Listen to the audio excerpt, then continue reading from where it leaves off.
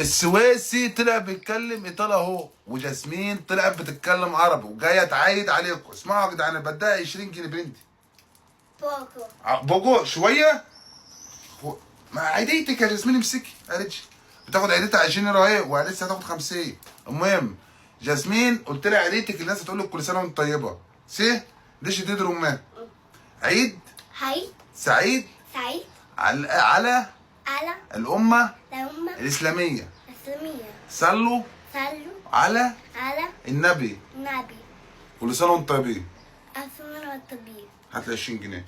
ده مش صلد. No? Non dai l'altra volta? Ma dai, non vuoi? Dammi questo. Questa tua? ماسكه السبحه بتقلد سنه وتالتة ابو ايه؟ Guardala! Cos'è?